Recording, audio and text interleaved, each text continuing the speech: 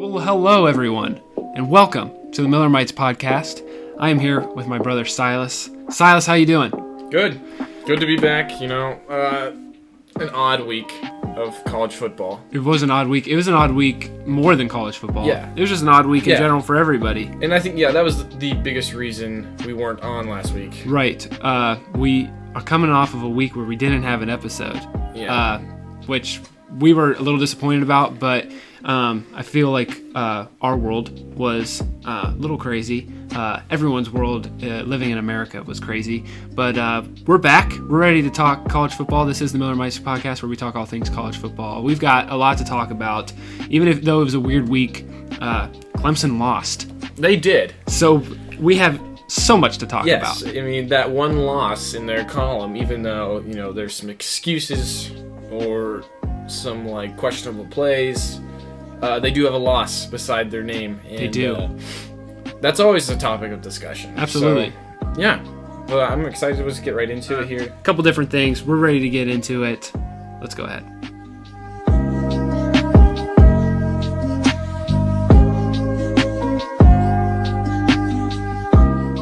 First and 10, Silas. And you know what that means. Top 10. Top 10. Top 10. Silas, I would love to hear your top 10. Would you love? I would love to hear your top 10. I want to see how things fall. We had put our top 10 together for last week that we ended up never recording. Yeah. And it's amazing how from the first episode we recorded and to now. Right. Teams like Oklahoma State. Yeah, how much it's fluctuated. Yes. Which is sad. Mm-hmm. For Oklahoma State fans. Yeah. For many other fans. Yeah. So, Silas, go ahead and give me your top 10 in whatever way you want to give it to me. All right. Well, I'm lenient here. Georgia's 10th to me. Okay. Not a good week at all. You kept them in. Right. I mean, I feel like their mind down there was in politics this week, and they just weren't there for the Florida game. Right. And Florida was there for the Florida game. They came in earlier for politics in the, They were still counting votes. Right, yeah. Georgia's still counting votes. So anyways, yes, Georgia 10th, and then I got Oregon at 9 after a win to open the season against Stanford, and then BYU after a beatdown in Boise. And then I got Florida at 7, Cincinnati at 6, Texas A&M at 5, Clemson at 4 after the loss to Notre Dame. Top 4 still? You're keeping them there? Yes, Clemson's in the top 4. I mean, if you look who's behind them, it's not really close. Right. Especially getting Trevor Lawrence back. And then Ohio State at 3. Beat Rutgers. There was some iffy plays. I mean, Rutgers came to play. We will be talking about the second half. Yeah. Rutgers, they threw some, I would like to call it, woe plays. Woe plays. Yeah, okay. woe plays that just, stunned Ohio State. Yeah. But, I mean, Justin Fields, 6 touchdowns. Another amazing day for him. And then Notre Dame at 2 and Alabama at number 1. Notre Dame, I mean, hats off to him. Yeah. A huge win at home. I thought the crowd did a really good job for only having, minimum capacity. Mm-hmm. It felt like an actual Notre Dame environment, which is exciting. You know, we crave that sometimes in a year like this. And hats off to Notre Dame, big win. Awesome. I like that. I like your decisions. But if I'm gonna start listing mine, then I'm so thrilled to tell you my number 10 spot. Oh, okay. It's Indiana. Oh my. Indiana. No. Yes. Okay. You know what? They're undefeated. Yeah. I've got teams who with one loss, way higher. Right. Than number 10. Right. And I like looking at. I mean, there's undefeated teams all over the place, but you look at Indiana's wins. And you look at the game that's coming up. Oh yeah. And they're going to be playing against the Buckeyes. Yep. And I like seeing a top 10 matchup there. Yeah. So that's where the Hoosiers are. I've got them in my 10 spot. Okay. Yeah. Okay, number 10 Indiana, number 9 Oregon. Okay. I mean, really honestly 5 and under, 5. Yeah. And everything after that. It is what it is for me. It's fluctuated every week. I have not had a strong prediction of who the top 10 teams are. I have done horrible. So, number 9, Oregon. 8, BYU. They're still there.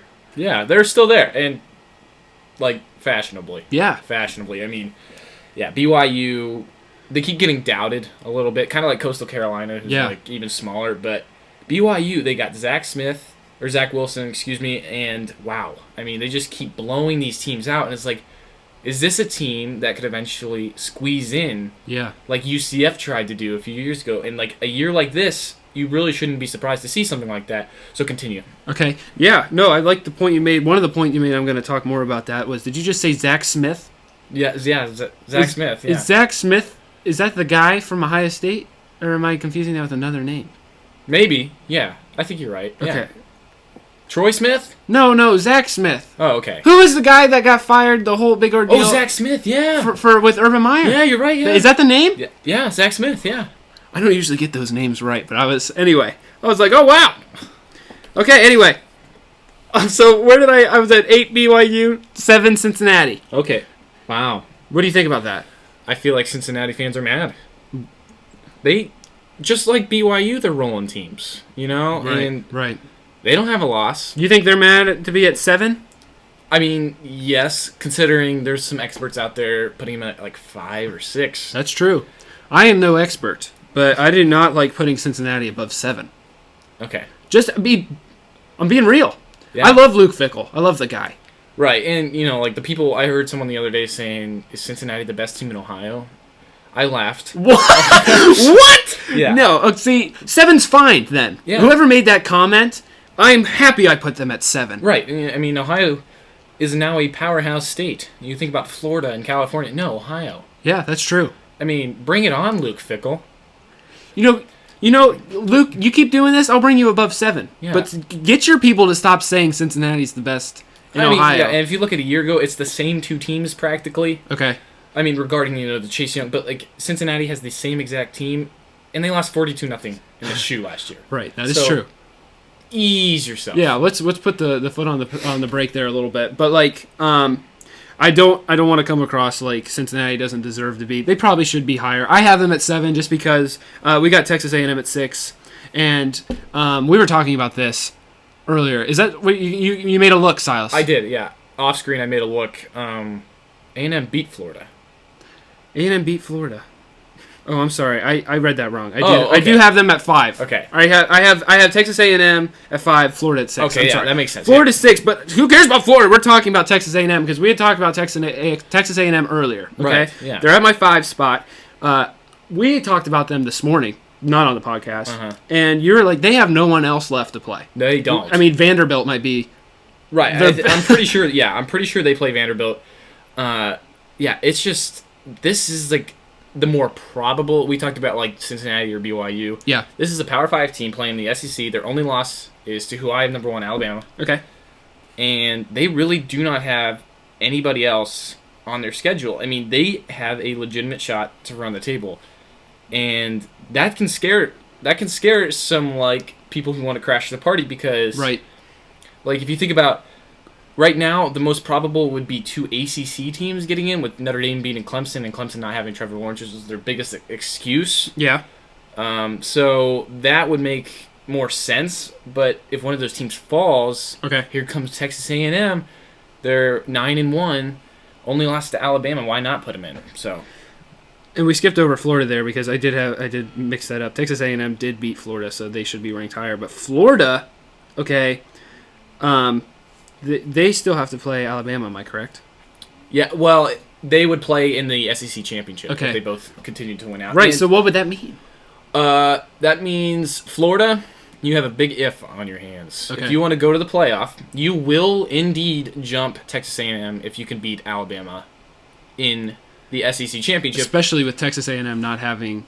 The win over Alabama. Yes. Yes. So, and it's just very confusing considering the head-to-head matchup between Texas A&M and Florida, where Florida lost, but they beat Alabama and Texas A&M lost.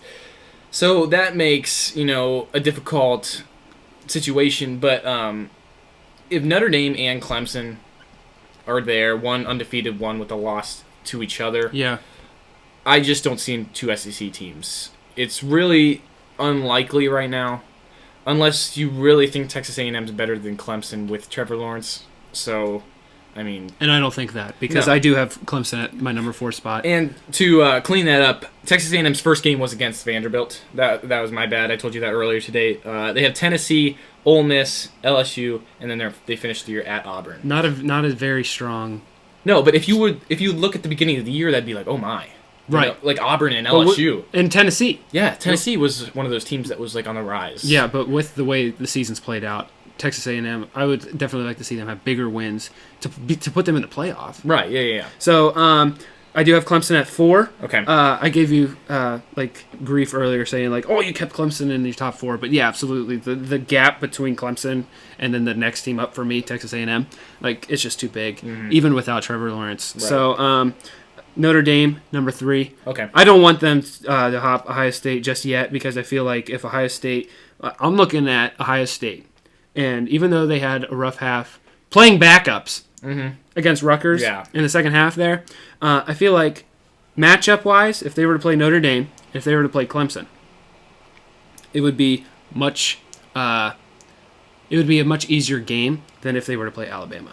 That's how I feel. Okay. That's how I feel. Yeah. So I'm keeping Ohio State at number 2. I'm not letting Notre Dame jump, and then Alabama at my number 1. Okay. Temporary. This is all like fluctuating. You got to take my rankings with a grain of salt because they have changed so many. I mean, last time we had a show, I had Oklahoma State at number 4, and it sucks to not see them in the top 10 anymore. Right. Yeah. It's such a close loss. But hats off. They went to Manhattan without time loss, and that's true. Chuba Hubbard played 2 quarters, maybe even less, and they got the win. It was not easy. Yeah. They got shut out the first time since 2014. Yep. They're still there. They're hanging around. They got to go to Norman in 2 weeks. It's exciting. It's exciting to see what they can do. I don't think that there's any chance for the playoff, but I do think a New Year's Six Bowl, a Big 12 championship, is definitely on the horizon. So. And that was against a very good Kansas State team. Yeah, Kansas State is not your cupcake team. No. Okay. All right. So that was my top 10. And it's messy. But it comes down to those 4 teams. I mean, this year's been messy. It's been messy. Yeah. With everything with the pandemic, it's the 4 teams for me. I do look to see those 4 teams. That is the playoff to me this year. It'll be interesting to see Notre Dame and Clemson possibly again. Yes, that's a game that I could see them splitting. Okay. With Trevor Lawrence coming back. I know, Notre Dame fans would be super ticked to me saying this, but, they didn't have him. And it was at Notre Dame at night with your backup, who is going to be good. Uiagalelei, is going to be good, but Notre Dame has to be a little bit concerned sometimes with, they're playing a team that didn't have their star linebacker, didn't have their star QB. But then again, let me just say this. They really held ETN on the ground. So if you can do that again, yes, you have a good chance. You have to force Lawrence to throw a lot because ETN is a snake in the grass, And that'll be a good game down the road. I don't see anybody else in the ACC challenging them. With you saying that, let me ask you this. So I think you alluded to it, but let's just put it in writing here. Do you feel like Clemson lost because of the Lawrence loss? Let me put it like this. I think that Clemson had a much higher chance of winning. Okay. I feel like Lawrence has been in these situations before. He has experience. This guy's Uiagalelei was starting his second game. It did help that he had some controversy against BC a week ago, so he had a little bit more experience than people were expecting. But yes, I feel like Clemson. Wow, I can't believe I'm saying this. I really feel Clemson's the better team. Okay. Yeah, you were like, so yes? Yeah. It's weird. It's a weird situation. They did play, and Notre Dame came up on top, so we got to give them credit for that. It was a big win. So we're moving on, though, from our top 10. We spent a lot of time on that. Let's talk about what everyone wants to hear. Kirby Smart and Jim Harbaugh. Right. 2 head coaches of 2 different teams. Let's talk about Kirby Smart first. Okay, Kirby. Yeah, this is going to be the easier one because I feel like this is the guy higher on the totem pole right now. I think, Jim Harbaugh, he's just laying dead in the grass right now. But, Kirby Smart. I have my concerns with him every single year. I talked to my dad earlier. Kirby Smart can't develop quarterbacks. They can recruit them, but they can't develop them. And this all started, and Georgia fans know this. This is no surprise. It all started when you recruit the second best quarterback in a draft class. His name is Justin Fields. You may have heard of him. He is quite good. Came to Georgia. He almost went to Penn State. He flipped. Went to Georgia. His home is Georgia. And then they decide, after a year, to keep Jake Fromm as the starting QB. And this is really questionable considering Jake Fromm was a highly touted QB out of high school. Which is like, okay, yeah, Jake Fromm, he's good. They go to the national championship and lose his freshman year. And then it was stale. Like, this kid was good, and that was it. He's just good. Because Kirby Smart cannot develop a QB. And I think that's the biggest problem. Justin Fields transferred. It doesn't help that their fans were calling him racial slurs. That does not help. But the fact that you keep Jake Fromm, that's probably the worst decision you made. But then it's like, why did you do that? Because Jake Fromm didn't do anything after that. So you're saying, like, Jake Fromm, okay, not only shouldn't he have been the starting quarterback, you don't think he developed from his freshman year? He didn't do anything to prove it. Like, why? It was just so questionable. He didn't do anything to say, hey, I should be playing over Justin Fields. And you think it's because of Kirby Smart and his lack of development with his quarterbacks? Yes, I mean that could have been a first-round pick that ended up being a sixth-round pick. Wow. Yep. Wow. Okay. Yep. He was the NFL style QB. He's not very mobile, but he can throw. But it's not like his throwing developed. If you look at Ryan Day, Justin Fields had a lot of development to make. In an offseason, and look how Justin Fields threw 41 touchdowns his first year in Ohio State. Like, there's an issue. Yeah. And you see, the quarterback situation this year is an issue with Georgia, and that's why they lost. Kyle Trask for Florida is not an issue. And that's just going to hurt them in the SEC this year. Jim Harbaugh. Oh, boy. Yeah. So we talked about Michigan after the Minnesota win, and they looked really good, but we also thought a lot higher of Minnesota at the time. And in hindsight, that win means nothing, in my opinion. It doesn't, yeah. Jim Harbaugh, it's been the same story every season with him. What are your thoughts on what he's doing in Michigan? Yeah, well, okay. So let's start at the beginning, like you said, with Minnesota. Okay. So they come out really strong against a team that had a really good 2019 season. Jim Harbaugh, he is like their franchise coach. People were expecting great things. They were expecting Ohio State type things. And they haven't got that. The closest they got was the year Jabril Peppers, Rashawn Gary. They had this team that was put together that collapsed. And they went to the shoe and they almost won. Went to overtime. I mean, that was the peak of Jim Harbaugh Michigan football. And lately, it's going down. It's going down. He had a fire. Like he wanted to compete with Ohio State, and they were. But now, even like I feel like Ryan Day coming in the last 2 years, the two blowouts, it's diminishing for Michigan football. It's super disappointing for Michigan fans. Like, I know people were so excited after they beat Minnesota, and then that's what Michigan does sometimes. They just fall apart. I'm snapping. I don't even know how to say it. Yeah. They just fall apart. 2 losses in a row. One to Michigan State was unacceptable. They just lost bad to Iowa. Bad. And then you lose to Indiana, who you are supposed to beat every year. Granted, Indiana is a pretty good football team, but yeah, Michigan's not there. They're not there. It's not even close. Okay. What is your... You know what? We're moving on. Okay. Because we could just stay... Everyone's talking about Jim Harbaugh right now. Yeah. And we can just... It's a sad subject. It is, because I just remember every year it's the same story with Michigan and their fan base, because they know where they should be, but they also want to deny the fact of where they are. That's how I feel about the whole Jim Harbaugh situation, is that I want to give the guy credit, but he's giving me nothing. Yep. He's giving me nothing. BYU. So, giving you something. They're giving me something. Yeah. They are. Let's talk about their stunning performance on Saturday. On Friday. Yeah, they played Friday at Boise State, and this is a game that people once again doubted. Right. BYU. They're like, oh, this will be the one. Right. This was way out there in Boise, Idaho. Blue field. Yeah. No one was watching, honestly, unless you really... Right. I mean, I thought it was on Saturday. Yeah. Like, this is a game that you saw in the schedule, and you're like, oh, wow, that might be good.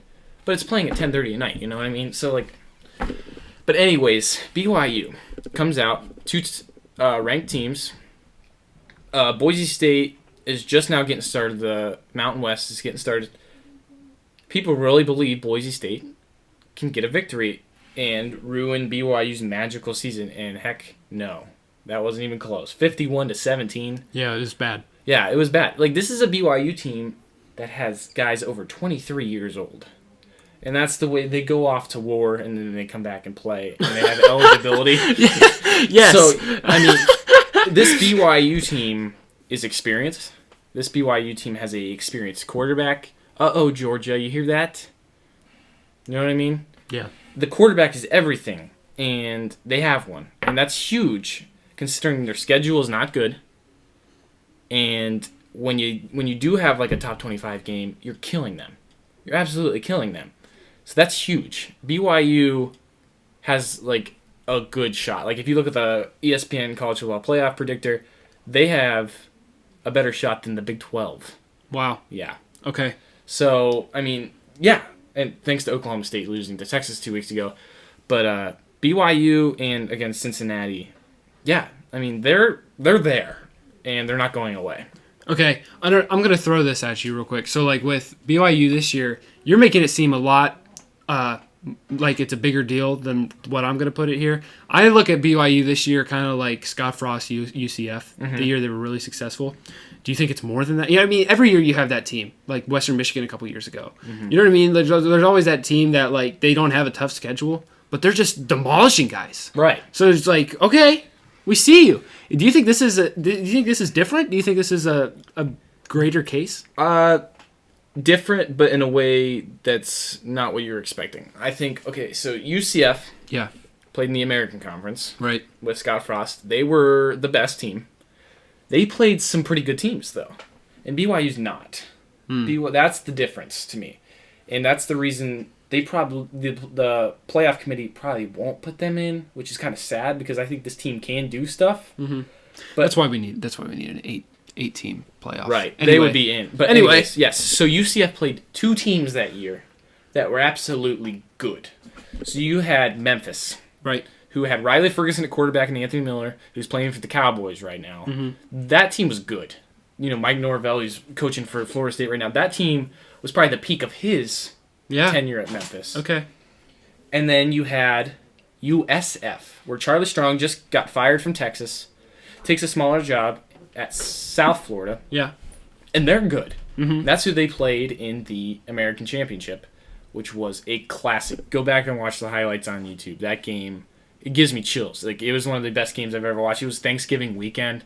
Like, wow. Like, I just get nostalgic thinking about it. It was such a good game. Yeah, absolutely. And so UCF played competition. Like, there was teams that if they would lose, those teams would, like, they could have beat Auburn. UCF went in a bowl game, in a New Year's Six bowl, just like BYU has a really good chance of doing, and they beat Auburn.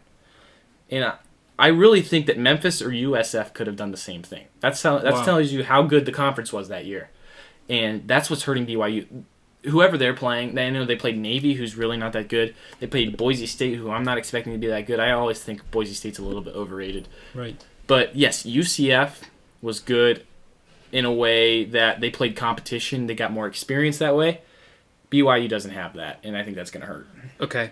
That's why I wanted to ask you. From the way you're putting it, you're making it seem like BYU, they're definitely getting it done. They're doing their part to the best of their ability. Right. Which is sad, because, like, what else can you do?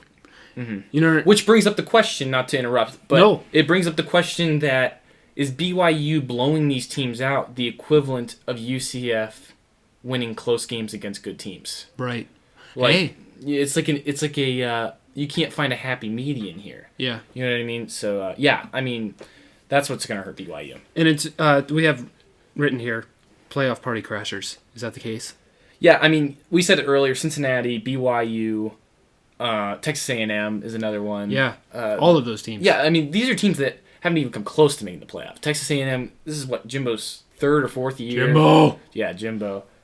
He hasn't done what Texas A&M fans were hoping, and they said that this is his third year. They said that the third year of Jimbo is the year. It takes him 2 years to progress. Sounds like a holiday. Yeah. The third year of Jimbo. Right, yeah. They say it takes him 2 years to progress, get him used to his new program, get recruits, and that's what he did at Florida State. That's what he did, down there in Tallahassee, and here he's in Texas A&M, where, who knows, they're fifth in the country. I mean, can he do it again? That Alabama loss kills. It does. And it wasn't even close, right. Which doesn't help either. If it was like an overtime or fourth quarter bomb to win it, right. They would be. If they looked like Ole Miss, yes, you know what I mean. They lost by 15. No, I mean Texas A&M lost by 27. Yeah, and they've been doing this consistently to Alabama, which makes me frustrated. I'm every year, ooh, is Texas A&M gonna upset Alabama? Nope. No, nope, they don't. Nope. Okay, moving on from BYU. Our last topic of our first and 10. What is your Silas's eye-popping play of the week? Silas. Yeah, so I want to start doing this now. Wow. What was that kind of play? And, well, we're going to start this off. This isn't going to be like this every week, but it's going to usually be like a highlight play, like a one-handed catch. Yeah. Or something like that you can go look back and watch. But this makes me cringe, this play. This is not a highlight play? No. This is a cringy play. So, yes, I'm laying there. My eyes are half open during the Notre Dame Clemson game. Classic. Right. Freshman lineman for Clemson. His name is Brian Brzee. He's a 5-star. He's the top of his class. He sacks the quarterback. Okay? And he hits this guy where it sweeps his leg. I thought he broke his legs. It made me I was shaking. Really? It was that disgusting. And he obviously had to get medical people to walk him off the field. And this is a big boy. Big boy. And hopefully he's okay, by the way. This guy got destroyed on this play. He was getting sacked. He was sacking the guy, and he just got took out from behind. Oh. It was bad? Oh, yeah. I don't even know if I want to play backyard football anymore. It was that bad. It must have been bad. It might not be as bad for other people. It was it's not a play that... It affected you. Yeah. Oh, yeah. I just love that. It must have done something to you, because I love that you present this new category that we're going to do every week. Silas's eye-popping play of the week. Yeah. And this literally was eye-popping for you. Oh, they were bulging out of my sockets. Yeah, you were we are making a category for this just because of this play. I just wanted to talk about it because I needed to get it off my chest. Wow. Yeah. Well, I'm glad. I'm here for you, man. Prayers to Brian Brzee. Yeah, and for your eyes. Yes. I'm here for you, man. Yeah. That's tough. So that concludes our first and 10. We're moving on. How are your eyes doing? They're good. They're good? Yeah, I can't get it out of my mind now, but it's all right.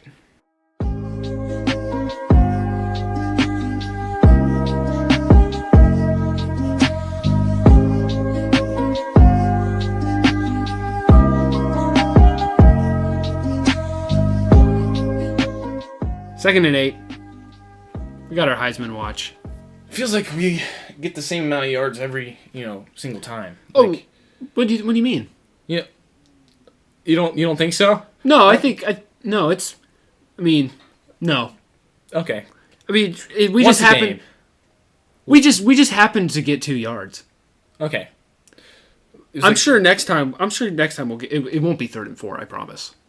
Okay. We'll get sacked and it'll be 3rd and 12. And we really gotta start. We're gonna have to throw it. Yeah. Yeah. So it won't be no short pass. Okay. It'll be a deep one. We gotta Right. get 12 yards on that sucker. 2nd and 8. We're gonna talk about our Heisman watch. Your Heisman watch. My Heisman watch. Yes, Silas. Who's on your Heisman watch? Well, I mean, things don't really change on my Heisman watch, I feel like this is just going to fluctuate all year long. Yeah. But, literally, it's going to fluctuate week by week. Considering Mac Jones didn't play this week, they had a bye in Tuscaloosa, so Justin Fields is number one for me right now. Congratulations to him. You're my number one if you're listening, Justin. I really hope he is. 6 touchdowns. He's 72 for 83 on the year. That's absurd. Literally, this guy is monumental. Oh, yeah. I agree. And it hurts, too. I mean, Trevor Lawrence, they never include him in any Heisman watch.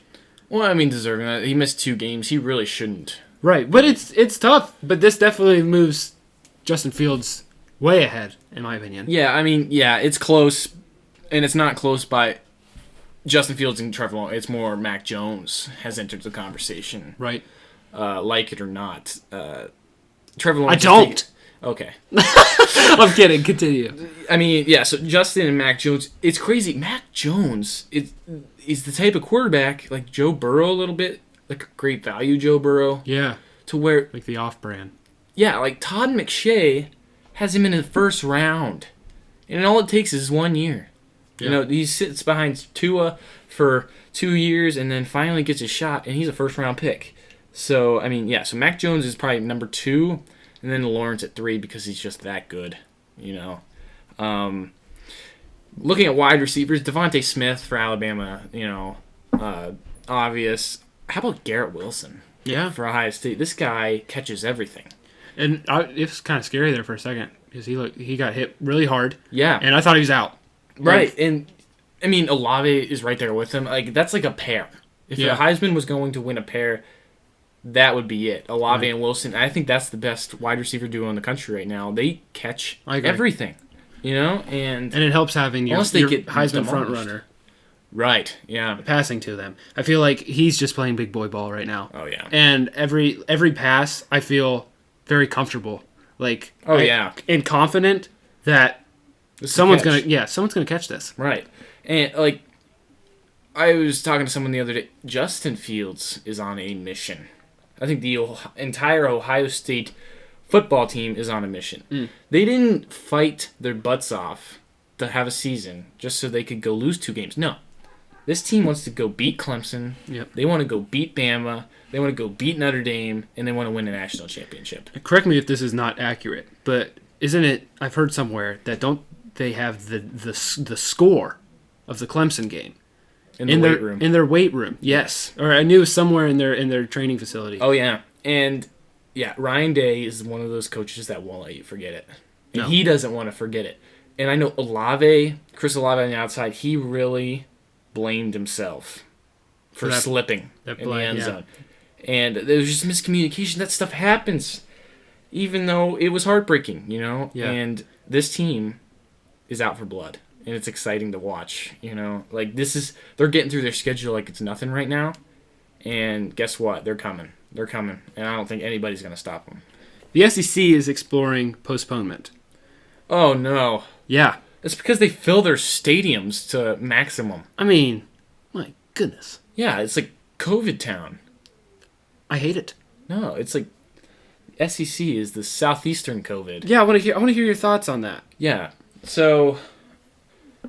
man, what to say? Dan Mullen gets it. Mm-hmm. Saban gets it. Trevor Lawrence gets it. And that's like the closest thing. Like, South Carolina's in the SEC, so Clemson and South Carolina, that's like the closest thing to the SEC. That's not the SEC. But anyways, these teams are postponing. It looks like they're going to December 19th. Write those dates down. Which could be iffy, considering that was supposed to be the date that the SEC championship was played. And December 20th is the playoff committee date. They are towing the line, Silas. They are towing the line. Just like it's starting to become like the Big Ten is parallel now, in my opinion. Like the Big Ten didn't have much margin of error for like how many games you had to get in, no buys, had to get the Big Ten championship in before the playoff committee date. And then these teams are starting to postpone so much that they're like, wow, this is just like the Big Ten and the Pac-12 coming back. And I think the best thing you could do is get the fans out. Like, you think that's step one? Yes, I think you've seen there's more Big Ten teams surviving right now without fans in the stadium. It's like you have Big Ten, and they come in at what feels like the latter half of the season, and you're just like, oh my goodness, they're here and they're doing everything in their power. There's some annoying rules that the ACC has as well. The fact that Trevor Lawrence can be on the sidelines but can't play, that's tough. Yeah, that's tough. But then you got the SEC, and it's almost like they're lackadaisical. Yeah, and I mean it's fitting in a way. I mean these fans down there will do anything to get in that stadium, and some of them are like Southern in a way that like not to be like rude or anything, but like some of them won't wear their masks. I ain't wearing no mask to cheer for my Bama. Yeah, I ain't wearing no mask. I can't. If I get it, I'll survive as long as I'm cheering on the boys. And that might just be an opinion because we're from the North, but like these are the type of people that go poison Auburn's trees. But that's true. But in all fairness, where we live, we have people. Especially where we live, we have people not wearing masks out in public. So, like, we understand the fan base. It's tough. Yeah, but you have a team. You have 3 or 4 teams, depending on where you look, in the top 10. All have a chance. One more than other of being in the playoff, and then you have fans in the crowd. You think that's the biggest factor, then? Right, and the social distancing is a little embarrassing. I mean, no, I'm not trying to get into politics or any of this, COVID protocol. Yeah. But they're in bunches a little bit, the fans, and it's kind of concerning. Yeah. And but there's people that are doing it the right way, and there's people that are doing it the wrong way. Clemson backup QB DJ Ugalale, his father is a bodyguard. If you were watching the game, he's a bodyguard. He's on the screen more than his son is. Yes, you saw him. Yeah, everybody saw him. We all know the father. He's a bodyguard for Rihanna and stuff. So, anyways, he was standing around people, but it was distanced. Yeah. He was doing it the right way because even from his wife. Yeah, I don't even think she was there, or they cut her out. A couple weeks ago. Oh, okay. She was 6 feet from him. Okay, yeah, so they're doing it right. That's true because they want to see their son play football, and that's what the fans. And then you have Nick Saban, who still has COVID, coaching on the sidelines. Sorry. Hate to throw that in there. Yeah, I mean, Paul Feinbaum punching the air right now. Sorry, Paul. Anyways, so yeah, that's my take on the SEC postponing. I mean, it could be, like a brush in the water. I mean... Yeah, but maybe this could be the slap in the face that they need. To wake up. Yeah, exactly. Yeah. You need to take this thing seriously, or you guys are not going to get a championship. Right. You're towing the line. You're about to cross it. But then we got to be careful because then there's I feel like every Friday night, everybody's on their toes. Everybody's on their toes because we know players are being tested. Right. And that there could be someone in the Big Ten that say Ohio State, somebody big, Ohio State gets it. And then that's it. Mm-hmm. There is no room for error right now. And like you said, the SEC is on the same level now because of this postponement that the Big Ten is. There's no room for error. We got to take this thing seriously. We want college football. We want it to the max. You know what I mean? We want to see the big teams play each other. Right. And they need to take this thing seriously so we can do that. Hugh Freeze. Oh, wow. We're going there. Yeah. Hugh Freeze, in case you don't know, head coach of Liberty. Yeah, Liberty. And the coaching carousel. Silas, take it away. All right. So our annual, coaching carousel segment. Hugh Freeze comes in to Blacksburg, Virginia on Saturday. They're 25th in the country, and they're favored, or they're not favored. They're underdogs by quite a bit. I'm not sure what the number was exactly. But, yes, so Hugh Freeze used to coach at Ole Miss. He was the head coach, and he decided to go to Liberty. There was some controversy when he coached from a bed in the, up in the upper deck. I think people were saying he was doing it for the publicity, but now it's wow, this guy's a good coach, and he did not do a very good job at Ole Miss, but he's doing a very good job at Liberty, and I feel I don't know. There's lots of articles saying this guy could be the next great coach at a big school, and I'm like, okay, yeah, and I'm looking into it, I'm looking at these schools, and then I think, well, look at Tom Herman for a second. That's the first person that came to my mind. These coaches get fired from Power 5 schools like Ole Miss and then they go to little schools where they thrive against bigger schools. And I'm like, okay, this is just like Tom Herman, who coached at Houston and won a lot of games. He beat Lamar Jackson. He beat Florida State. He beat all these teams, and I feel like it's the biggest reason for this is the underdog factor. The feeling that they are not going to win, and he proves them wrong. But when you're this powerhouse team like Texas, you lose because you're expected to win, and they're failing in a way. And I feel like Hugh Freeze, that's going to be the exact same thing. But that's just that's just a prediction for me, considering he was so bad at Ole Miss. But Okay. I hope you're wrong. do you? I hope you're wrong because, it's Liberty. So I definitely I understand everything you're saying. If they were to lose, it'd just be like, oh, Right. okay, Yeah. you're supposed to. Like you said, I really like how you said with Tom Herman at Texas, like when they lose the games they're not supposed to, it's like, ugh. But then, it's just Tom Herman. Right. So I get that. I would like to see Hugh Freeze, especially with the whole like the bed thing. It's just, it's amazing how our perspective changes when they start winning ball games. Right. But I want to see Hugh Freeze be successful because I feel like, I don't know. It's gonna come with time. I think it's too early to call. Mm-hmm. Another one. I'm sorry to keep going with this, but Scott Frost so far. Yeah, We talked about him two weeks ago, but a lot. yeah, we talked about him a lot. But Scott Frost was an underdog at UCF. That's like not. He turned them from 1-10 to a 12-0 team. Mm-hmm. We're like, So- oh, he's the next guy. Yeah, because they weren't supposed to, Right. and Nebraska's supposed to, Mm-hmm. and that's where they don't thrive so far. What I have seen. So yeah, that's what I have on Hugh Freeze. Coaching carousel wise, Hugh Freeze. There's a lot of teams that are starting to get iffy with their coaches. I know my dad predicted the other day that Ed Ogeron, who just won a national championship, won't be there in 2 years. Wow. Yeah, because they just got They got blown out 48-13 against Auburn, who's not even that good. I know. So yeah, Ed Ogeron is a guy that watch out because he just had an amazing team, amazing coordinators. Not to undermine his coaching ability, but LSU is a team. There's teams like out in the Pac-12, like Washington State, where he could go to even upgrade his tenure a little bit more.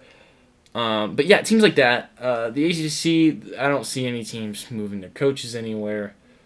Big Ten, no, I don't see anything like that for Hugh Freeze. So yeah, that's what I have about the coaching carousel. So Okay. Rutgers. We'll talk about them a little bit because at halftime I was like, okay, yeah. yeah. But then second half I was like, oh, yeah. Yeah. So let's talk about Rutgers. Their transfers. Yeah. Yeah, we're gonna talk about that, and then their trick plays as well because that's pretty much the story of the second half. There's some stuff that they pulled that I've never seen before. Right. And okay, so let's just start at the origin of the story. Greg Schiano used to coach at Ohio State as an assistant. He was the defensive coordinator, got fired by Ryan Day, so there's some tension, obviously. And he goes back to the shoe with Rutgers, his alma mater, or team he used to coach with, and he wants to win. You can tell the first play he throws it across the field, trying to look for a score to spark a fire in Rutgers. In the first half, just to knock out their way, 35-3 Ohio State, which is obviously the better team. But then the second half comes out. I'm sure halftime they lit a fire, Yep. And they just started pulling these plays that I've never seen before that fooled the camera. They fooled me. They fooled Ohio State. They fooled Ryan Day. But They fooled themselves. yeah, but the defense, just can't. That is the story for Ohio State. The defense of other Big Ten teams and other schools that they might see later on just cannot keep up with Ohio State's offense. 6 touchdowns. This is historic for Ohio State football. So, Rutgers, hats off. The play calling was outstanding. I know their offensive coordinator came from Oklahoma State last year. He averaged 60 points with Princeton a few years ago when he coached there. So, like... And their offense looked pretty good. Yeah, I mean, they're on the rise as a program. Just like they did back when Shiano used to coach there. Got them all the way up to third, I think. So, I mean, hats off to Rutgers. I know you guys lost, but, I mean, this is Ohio State we're talking about. So, just wait your turn. You'll be up there soon. I believe that with the bottom of my heart. So, I mean, hats off to them. Yeah. Let's touch on their transfers real quickly. Yeah. Wow. I mean, every single guy they talked about, I mean, the announcers just kept going on and on. These guys have like 30 transfers. That's what their team is based off this year. I know Shiano's going to get his recruits. Yeah. But he wanted to start fast. And his first year, he brings in 30 guys that he's already like... That's insane. Yeah, he's already been... This is the direction college football is going. This is like the pioneer, I believe. 30 transfers? Are you kidding me? All eligible? Like... This is going to happen more and more. The numbers are going to start increasing, and I like it. I mean, I have no problem with the transfer portal. So, I mean, Rutgers is doing their part, to be relevant again because Chris Ash, who is coaching at Texas right now, did not do it for Rutgers. And I think the right move was to hire Greg Schiano, who almost went to Tennessee. So, Rutgers... Watch out for them in a few years. Watch out. Yeah, and we're going to touch on the transfer portal in the future because I feel like we have different views about it.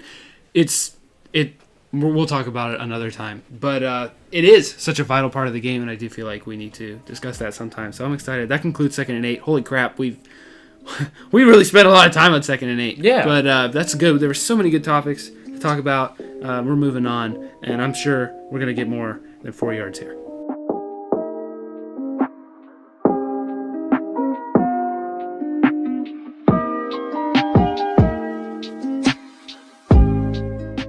Well, it is 3rd and 4.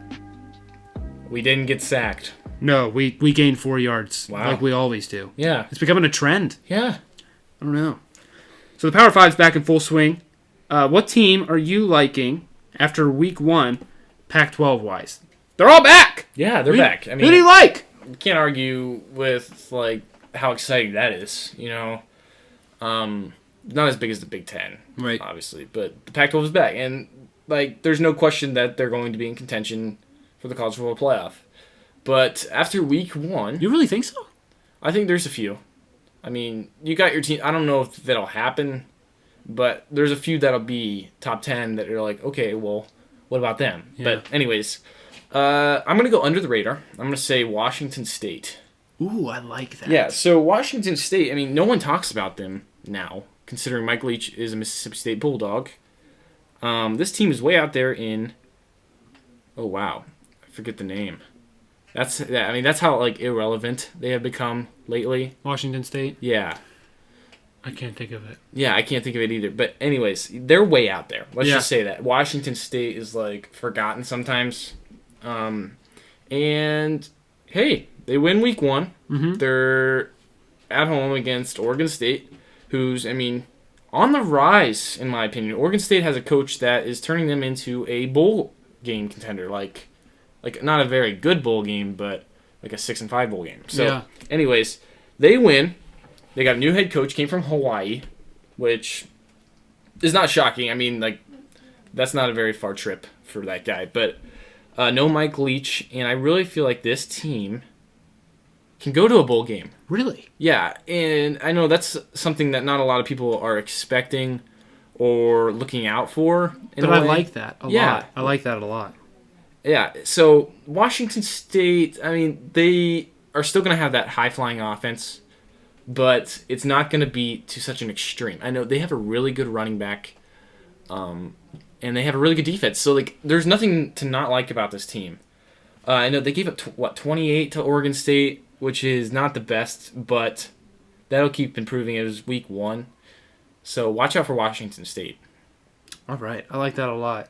We're talking about our week 11 slate next. We're coming up. Week 11 already. It's crazy. Right. Yeah. Not many games, like not the big ones, especially, I don't know. But I, for one, want to talk about Ohio State, Maryland, because that might be a bigger game than you might freaking think. Yeah. So Let's talk about Maryland first. Everybody knows about Ohio State, so we'll just get in touch with Maryland a little bit. So this team is what I like to call savage a little bit. Their Twitter page has taken off. If you go to Maryland's Twitter, okay, they, after every win, they absolutely trash the other team. It's hilarious. They do this picture of, like, their player of the game, who's usually Tagovailoa, the quarterback. Right. And they take the other team's motto and they, like, do it to themselves to, like, mock them a little bit. So, okay, so 2 weeks ago they beat Minnesota on a Friday night. Right. And they put a picture up of this guy, happens to be Tagovailoa, and he just got off, it's a picture of him getting off a rowboat. And he's on a deck, he's on, like, a dock, and it says, Boat Road. Love it. Yeah, and that's, you know, like, if you follow Minnesota at all, you know that their motto is row the boat. You don't even have to follow them. No, PJ Fleck, you know. So that was like, whoa, that was kind of cool. And then the next week, they go at Penn State, who's coming off 2 losses, heartbreaking losses. They beat them bad. Penn State did not look good at all. No. It looks like they've given up. I was going to say, it looks like they lost their will to win. Yeah. Yeah, and you're like, wow, Maryland, who lost 43-3 in week 1, has come back for 2 straight wins against 2 good opponents, we think. With some swagger. We think Minnesota was going to be good, and we thought Penn State was going to be good, but we really don't know yet. The Big Ten is, like, up for grabs. Right. With, like, there's who's still behind Ohio State. Absolutely. There's so many unknowns. Yeah. Except for Ohio State. Oh, yeah. But anyways, so they come out again with another Twitter post that says Sad Valley. And, you know, they obviously play in Happy Valley. And then it shows another picture of Tagovailoa, and it says, you were, we are. Love it. Yeah. So, like, this team is, you know, go-getters. They're on fire for football. They're back. Mm-hmm. Like, they're playing football to the best of their ability. Too bad they have Ohio State. That's true. And I know the spread's like 26.5 for Ohio State. Wow. Whose defense is struggling lately. Sean Wade's not playing with the best of his ability. No, he's not. I know he dropped to 15th in the latest mock draft. That stinks, though. Yeah, I know. And he comes back, but he'll get on track. He will. He's the number 1 corner in all of college football. So I'm not worried about Sean Wade. I'm not really worried about Ohio State's defense. No. Ryan Day will get them ready. They have Kerry Combs back there. So don't worry about that. I got Ohio State big. Okay. Over Maryland. I mean, Maryland, great job. Right. It's over. I mean, Maryland, they've got a strong team, stronger Twitter. Right. Wisconsin at Michigan. I don't even know. This is weird to me. You got Michigan, who played well in week 1 and now just isn't playing well at all. I mean, you lose to Indiana, obviously. You guys know the story. And Wisconsin, who hasn't played in 3 weeks, I think it is, since the start of Big Ten football. Right. So, like, how do you know who to choose here if you're, like, a bettor? But I say you go with the better coach. Most of you are thinking Jim Harbaugh? No. It's the most underrated coach in college football, and that's Paul Chryst in Wisconsin. They said they're healthy to play. The game will go on. It's in Michigan. Doesn't matter. Right. Didn't matter in Michigan State, did it? No, it did not. Nope. And I think Wisconsin's the better team. Graham Mertz is a great quarterback. He's like, him and Justin Fields had like similar numbers in week 1.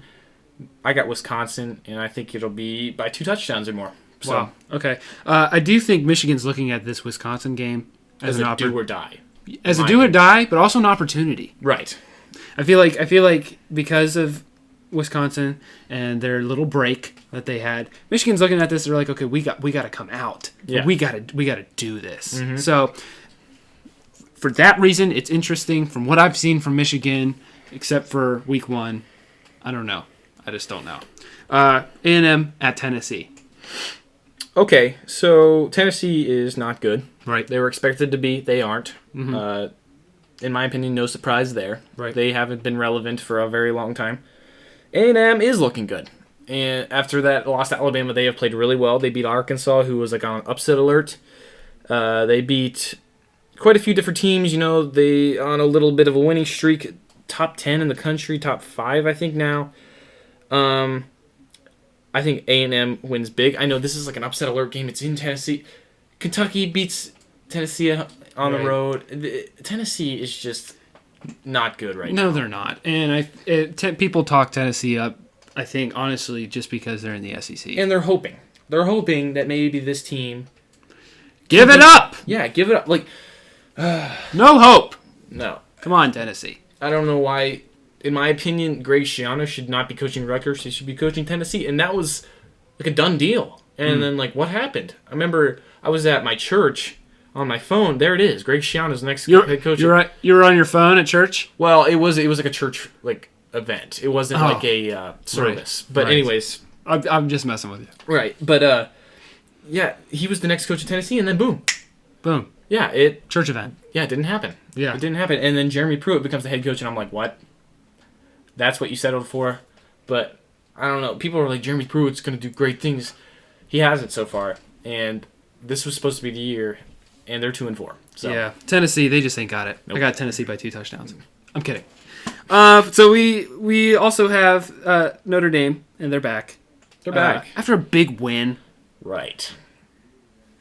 at Boston College. This one's tricky. Really? Yes. What? Oh, yeah. So you saw 2 weeks ago Boston College at Clemson. That was a close one. But the Fighting Irish.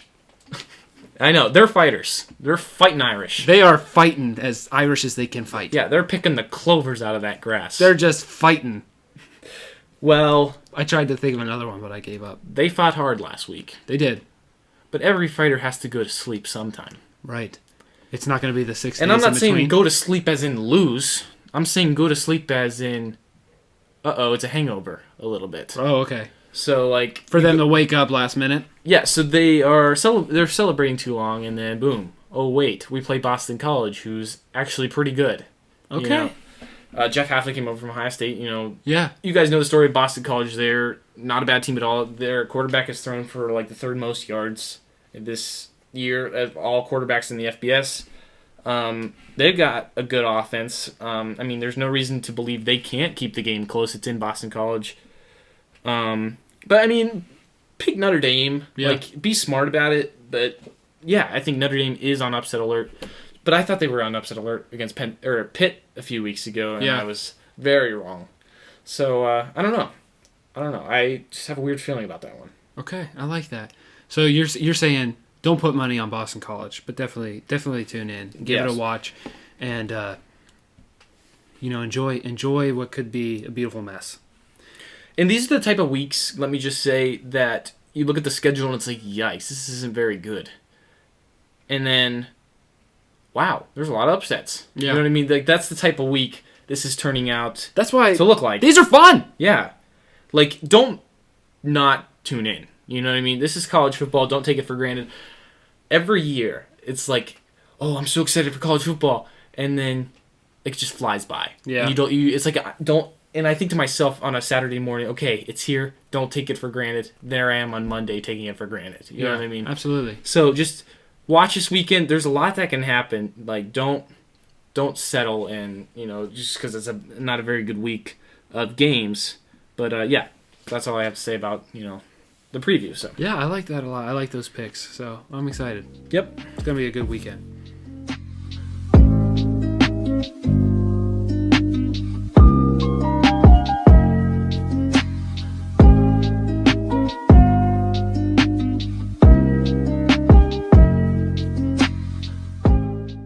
Fourth and inches. This is starting to look very familiar. Yeah. But we're going to spice it up a little bit. We have no topics for fourth and inches. No. We're just going to... I just want to hear your final thoughts on everything. Okay. Just speak what is on your mind, Silas. All right. So, I mean, this is what's on my mind. Oh, boy. I think after this weekend, the Pac-12's only chance for a playoff team will be, take a guess. Washington State. I'm kidding. Well, I mean, that's not a bad guess at all, considering USC. Now, here's why. Okay. This is why your guess is so relevant. Because Oregon is on the road at Washington State. Okay. This game is Oh, at wow. 7... I actually said something Yes. kind of that ties into what you're talking about. Go ahead. So Oregon's on the road at Washington State. This team did not, in my opinion, look as impressive. They are hurting without Justin Herbert, who's lighting it up in the NFL. They got Tyler Shucky quarterback. Mario Cristobal's a great coach. Their defense is not an issue. The offense is, and I feel like Washington State's going to put up points. I feel like this team can hang around and even win the game. So that's my final thought as a upset alert pick. Other than that, I mean, Texas A&M on the road, Ohio State on the road, Notre Dame on the road. A lot of these teams, tricky situations. But I don't see any of the other ones, going full capacity to where they lose. I know Ohio State 2 years ago had unfinished business. They went to overtime with Maryland on the road, and that was slipped by. An ugly game. Yeah, they did. It was fun for other fans. Until the end, Yeah. But they'll come out firing. I mean, this is a different offense. This is a different defense. So yeah, those games, I just don't see them happening. Doesn't mean you shouldn't tune in, but keep an eye out for, Oregon on the road at Washington State. Okay. Is that because in our Hail Mary, we always do our upset of the week. So are we just throwing the Hail Mary right now? Yeah. On our 4th and inches? Yeah. We're going for a Hail Mary?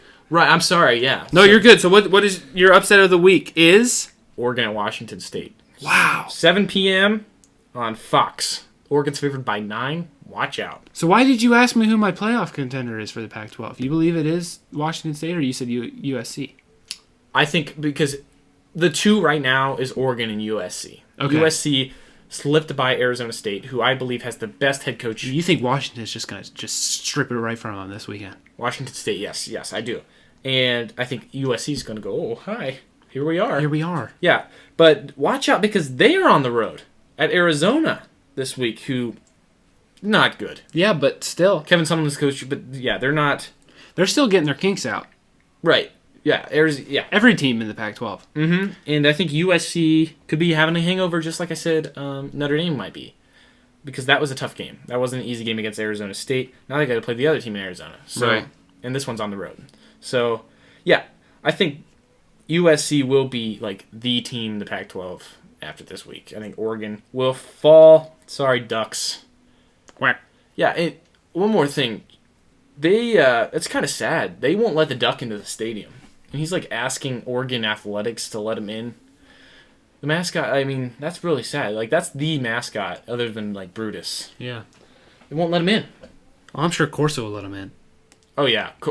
That's probably where he is. Yeah, he's stuck with Lee. He's like, please, get me out of Lee Corso's house. Right, yeah. I don't want to be on game day. I want to be in the stadium. Yeah. Get me out of Lee's house. It's probably a madhouse there. Yeah, especially when Lee, takes a dip in the pool. Oh, gosh. That poor duck. You can't unsee that. No, that poor duck. He's like, I'm begging you, please, let me into the stadium. I'll play football. Right. I'll do anything. Yeah, I know there was a Twitter post. He had a sign. He was on top of the Oregon Stadium saying, let me in. Oh, that's so sad. Yeah. That's okay. You know what? Freaking get over it. Yeah. I mean, you're with Lee Corso. Goodness sake. Silas, is that all you have to say? Yeah, I am. We covered all our bases? Yeah, I spitfired tonight, but that's okay. No, that's fine. Well, with the upset of the week, that's why we have these sections. We talk about what we think, like, the big upset's going to be. And you said Washington State over Oregon. That's a great call. But when you look at all these games, every one of them could be an upset. Yeah, yeah. That's what these weeks are so special about. It's like March Madness all in one little Saturday. Right, and I totally agree. And one more thing, like the Oregon-Washington State game, that is one that's like go big or go home. Because either Oregon loses or Oregon wins bad. You know what I mean? Okay. It's one of those type of games. It's a Hail Mary. Right, yeah, that's what it is. And one more thing before we, go off. SMU at Tulsa. Those are two teams that... Tulsa's only loss is to Oklahoma State, who's not a bad team at all, and SMU's only loss is to Cincinnati. There it is. Yeah, Cincinnati. So those are two teams that could sneak up, in the American, which is a very interesting conference. I know Cincinnati's probably the best team, but watch out for that one. That's on ESPN2. I'm excited. I think I might tune into that one. I really do. I mean. There's no Ohio State this week. Oh, yes, there is. I'm sorry. But that's earlier in the day. So, yeah, there's some sneaky games at night that I'm watching. Yeah, but I don't think Alabama and LSU is going to play, Okay. which is sad. But yeah, so. It is what it is. Okay. So that concludes our episode. It does. We had some kinks, but I feel like, we had a good time. Mm-hmm, yeah. I learned a lot. Did you? I did. Good. So, anyway, guys, thanks for tuning in. We apologize about not being here last week, but, I feel like it was okay for us. We want to be consistent, but also last Tuesday, usually when we get these up, last Tuesday was a big day, I feel like, for our country. And so we wanted to take time for that. So that whole week. That whole week, yeah. Yeah. So I mean, we spent it watching the updates and everything. Who listens to podcasts when you're listening to John King? I mean, freaking or Fox, But yeah. No, come on. If you are choosing to listen to a podcast, and I'm saying this, we have a podcast, Silas. That's what we're doing right now, believe it or not. Yeah. If you're choosing to listen to a podcast over John King, where he's on television. Yeah. Sorry. It's all right. I just, you don't podcast Just over broke John. the decibel meter up here. Did I? Yeah. Sorry, you brought up John King. It's all right. So, guys, that concludes our episodes. Thank you so much for listening. We will see you next week. We are so excited for this weekend and all the upsets that will happen. So yeah, thank you guys for listening. This has been crazy. This is the Miller Mice Podcast with Silas and Owen Miller. We love you guys. Be safe.